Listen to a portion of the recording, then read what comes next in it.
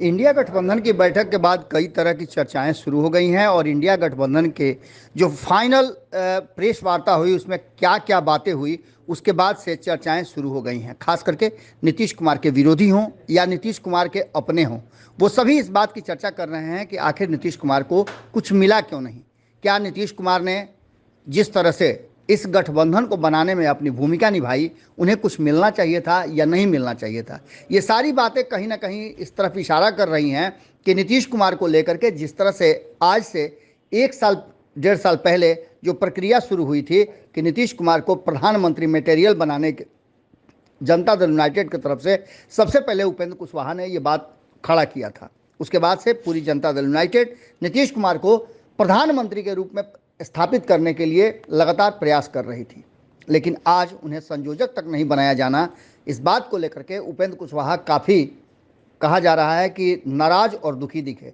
उन्होंने कहा कि जिस तरह की बातें और जिस तरह का फैसला नीतीश कुमार ने किया है उसी का ये देन है। इतना ही नहीं, उपेंद्र कुशवाहा ने और भी बहुत सारी बातें कही है। उन्होंने कहा कि ये तो संयोजक नहीं बनाना ये तो तय था, लेकिन इसके बाद क्या होगा वो सारी बातें उपेंद्र कुशवाहा ने सिलसिलेवार ढंग से बताया। सेशन में क्या होना है, किस तरह से मिलाएगा, उसके बारे में मुझे जानकारी नहीं है। लेकिन जहाँ तक वन नेशन वन इलेक्शन की बात है, तो इन प्रिंसिपल यह बात बहुत ठीक लगती है, क्योंकि इतना बड़ा देश है, कोई ना कोई चुनाव हर जगह हमेशा होते रहता है। एक साथ चुनाव होने से खर्च बचेगा, समय बचेगा लोगों का। कहीं चुनाव हो जाता है, आचार संहिता लग जाती है तो सारा प्रशासन उसी में लग जाता है, फिर खर्चे बेतहाशा होता है।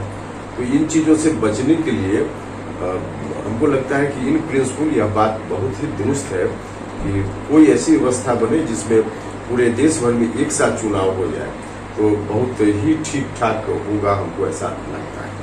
बाकी अब तकनीकी और कानूनी पेचीदगी इसमें क्या क्या आएंगी नहीं आएंगी वो एक अलग विषय है, लेकिन इन प्रिंसिपल हमारी पार्टी इसका समर्थन है। नीतीश जी भी इसकी पैरवी करते थे, लेकिन अब जब इस पर चर्चा हो रही है तो उनकी पार्टी की तरफ से कहा जा रहा है कि ये इंडिया की जो बैठक हो रही है, एकजुट हम लोग हो रहे हैं, उससे ये लोग घबरा गए हैं, इसलिए इस तरह की बातें कर रहे हैं कि इसी तरह चुनाव को टालने की कोशिश हो रही है। अच्छा, इसमें चुनाव टालने जैसा कहाँ से होगा? अब इस बात का समर्थन एनडीए के साथ रहते हुए अपनी पार्टी की ओर से नीतीश जी करते रहे।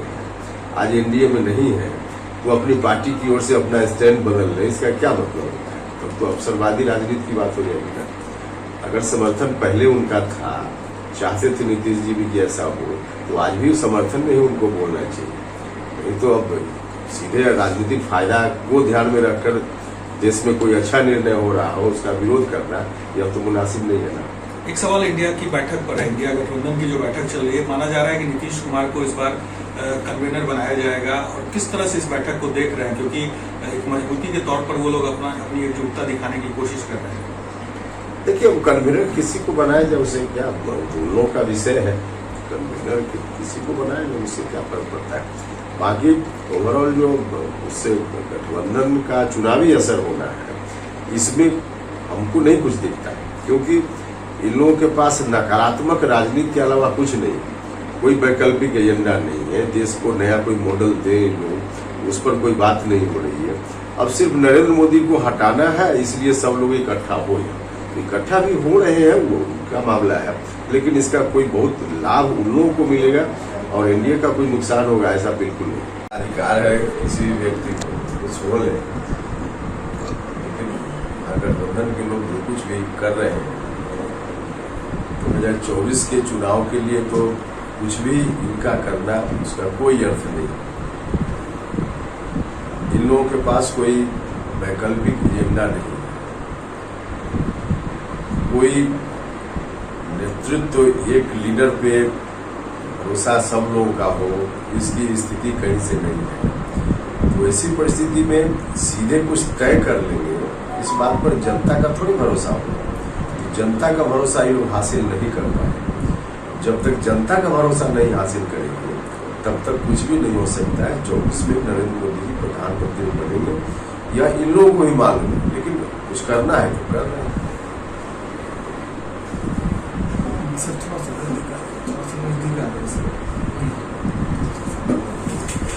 नहीं, नीतीश कुमार को लेकर के भी चर्चा है कि इन्हें भी कुछ बड़ा पद मिलेगा, या फिर नीतीश कुमार को लेकर के उम्मीदवारी की भी काफ़ी संभावनाएं महागठबंधन के लोग जता रहे हैं। हालांकि कैमरे पर कोई कुछ बोलने के लिए तैयार नहीं है। नीतीश कुमार जी के बारे में तो सब लोगों को मालूम है। अब नीतीश जी का मार्केट वैल्यू जीरो है, क्योंकि खासकर उनकी राजनीति तो बिहार में ही रही है ना।